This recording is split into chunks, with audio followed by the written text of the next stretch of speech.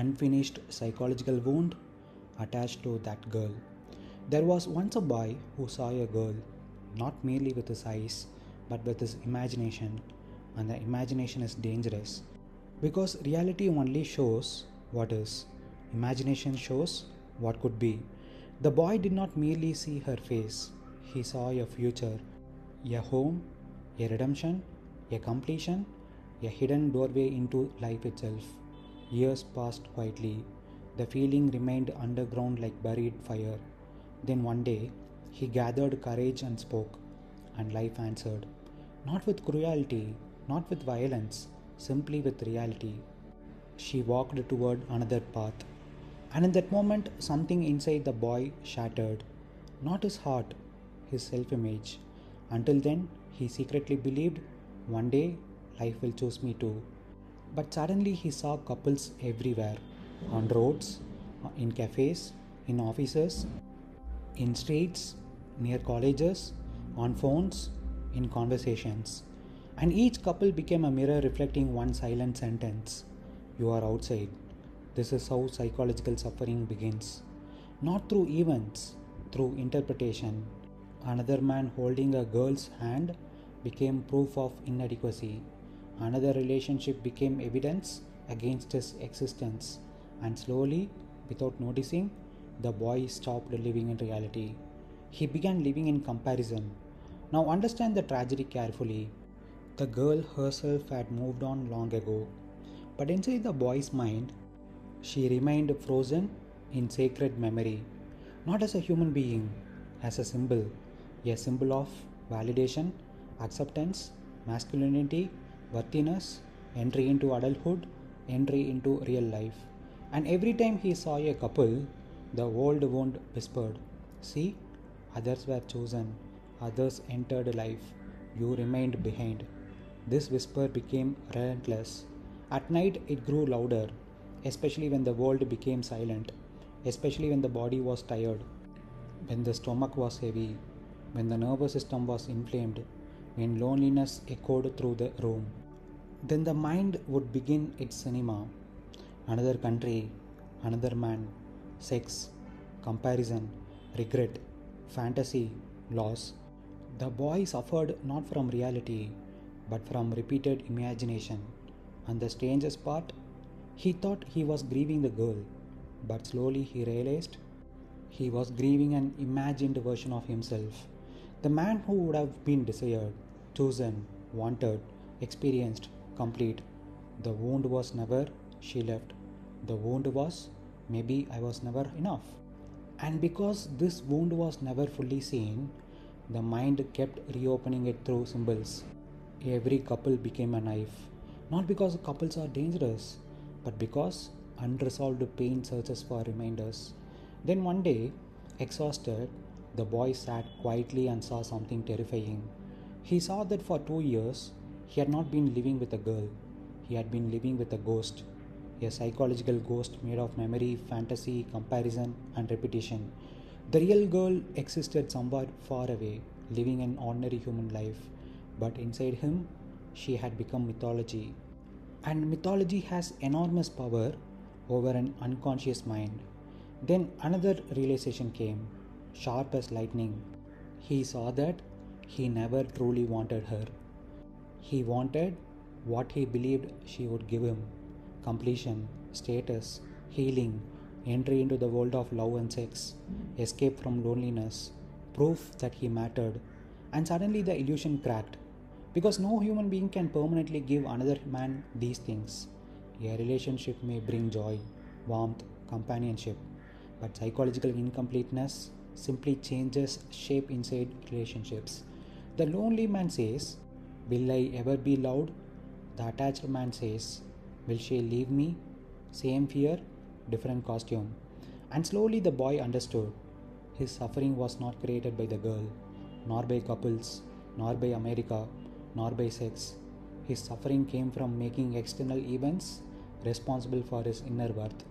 That was the prison. And once he saw the prison clearly, something strange happened.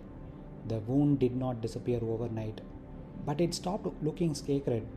The movie still appeared sometimes, but now he could see the projector, and that changed everything. Because the greatest shift in human life is not when the movie ends, it is when you realize I'm watching a movie. So listen, the illusion is this: you believe the wound is about her, it is not. She became the screen onto which the mind projected everything it secretly longed for: love, validation, sex, masculinity, importance, destiny, completion, a future, proof that you mattered. The mind took one human being and turned her into a psychological universe. That is the illusion. Look carefully. If she had simply been an ordinary stranger, would you suffer for 2 years? No. Why? Because the mind did not attach meaning. Meaning is the glue of suffering. And because she came from childhood memory, innocence got mixed into it. The mind created poetry around her. Not reality, poetry. Then, when reality moved differently, the inner fantasy shattered, and the ego said, how can the story end this way? So the mind refused to let the story die. That refusal is the wound. Now see the illusion more deeply. You think if she had chosen me, I would have been fulfilled. Really? Look honestly. Before her, was your mind completely peaceful? After getting attention from someone, does insecurity disappear permanently? When one desire is fulfilled, does the mind stop craving? No. The mind immediately creates the next psychological problem. This is why the wound is illusion. Because the mind says, my salvation was there. But salvation was never there. Only another chapter of human life. Pleasure perhaps, warmth perhaps, relationship perhaps, but not permanent completion. The mind exaggerated her importance because internally you felt incomplete already. An internally old man may feel sadness after rejection, but he does not collapse existentially. Why? Because his identity is not hanging from another person's choice. Yours became attached, and attachment created fear. Now see another illusion. You are not actually suffering from what happened. You are suffering from mental repetition. Reality happened once. Thought replayed it 10,000 times. One event, thousands of psychological echoes. That is why the pain feels enormous. The mind keeps reopening the wound through imagination, especially sexual imagination, because sex symbolizes something deeper to you: entry into adulthood, being desired, being chosen, being enough, not being left behind. This is illusion because your worth was never decided there, but the mind made it sacred. Now let us destroy the illusion completely.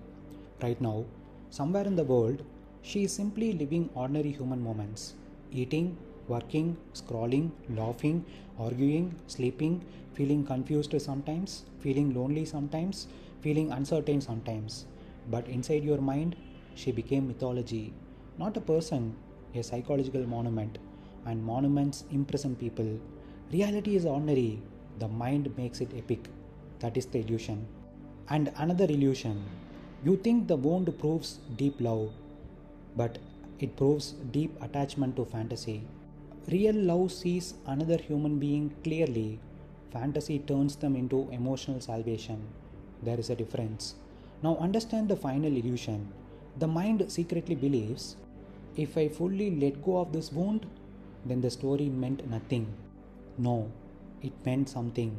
It revealed your hunger, your loneliness, your longing for intimacy, your dependence on validation, your fear of being left behind. The event exposed the structure of the ego. That was its gift. The suffering continues only because the mind keeps kneeling before the memory as if it contains destiny. But it does not.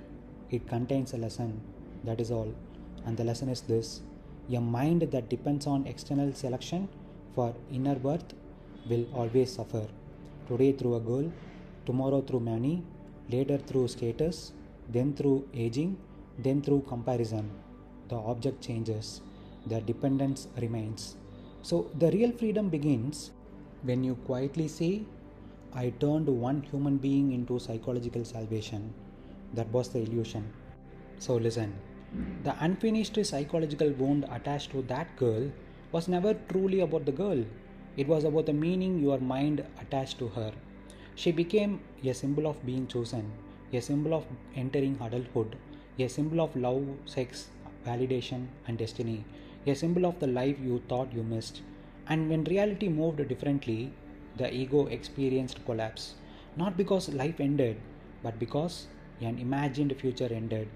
For 2 years, the mind kept the wound alive through replaying memories, comparing yourself to other men, imagining scenes, seeing couples as proof of lack, turning ordinary human relationships into symbols of your inadequacy. But the deeper truth is this: reality hurt once, thought repeated it thousands of times. That repetition became suffering. The real girl moved on long ago.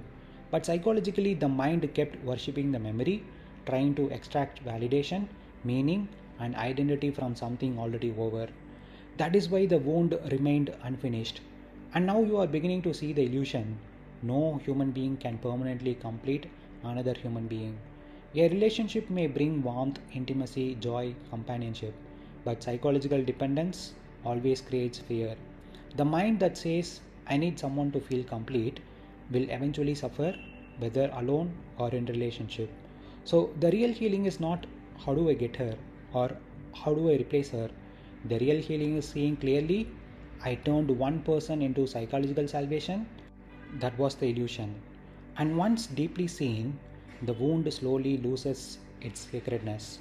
The memory may remain, but the psychological prison begins to dissolve.